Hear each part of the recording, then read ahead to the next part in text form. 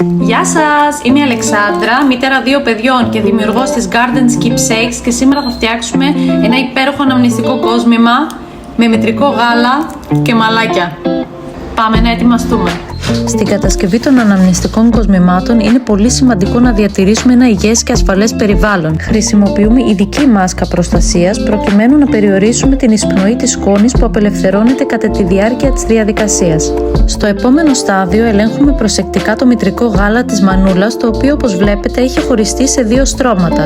Στο επάνω μέρος βλέπουμε το λιπαρό κομμάτι του γάλακτος, ενώ στο κάτω μέρος το νερό. Αυτή η διαδικασία ονομάζεται φυλογέννηση και συμβαίνει λόγω της διαφορετικής πυκνότητας των συστατικών που υπάρχουν μέσα στο μητρικό γάλα και είναι απολύτως φυσιολογική. Όπως βλέπετε, με ένα κούνημα το γάλα έρχεται στην αρχική του μορφή. Τα μαλάκια αποστέλλονται σε ένα κομμάτι αλουμινόχαρτο για να αποφύγουμε τον στατικό ηλεκτρισμό και το μπέρδεμα. Στην προκειμένη περίπτωση τα μαλάκια ήρθαν αρκετά μπερδεμένα, επομένως πρέπει να τα χτενίσουμε λιγάκι. Αφού ισιώσαμε τα μαλάκια μας και τα φέραμε σε θέση που τα θέλουμε, κάνω ένα τελευταίο check-up για τυχόν χνούδια ή σκόνη. Οι ρητίνες που χρησιμοποιούνται για την κατασκευή των κοσμημάτων μας είναι υψηλής ποιότητας. Παρ' όλα αυτά χρησιμοποιούμε ειδικό ορό που αποτρέπει τον κιτρινισμό. Σημειώνεται πως σε μερικές περιπτώσεις η μετάλλαξη του χρώματος σε βάθος χρόνου είναι αναπόφευκτη. Ο σχηματισμός της τρίχας είναι αρκετά δύσκολος σε τόσο μικρά κοσμήματα και θέλει αρκετή υπομονή για να πετύχουμε το επιθυμητό αποτέλεσμα.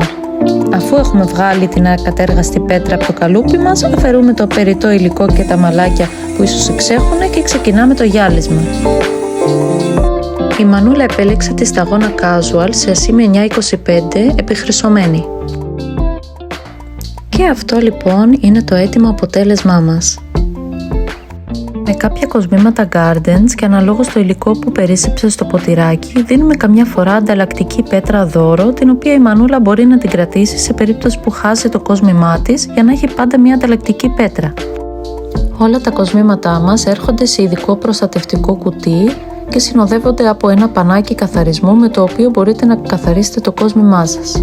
Τα λέμε την επόμενη φορά!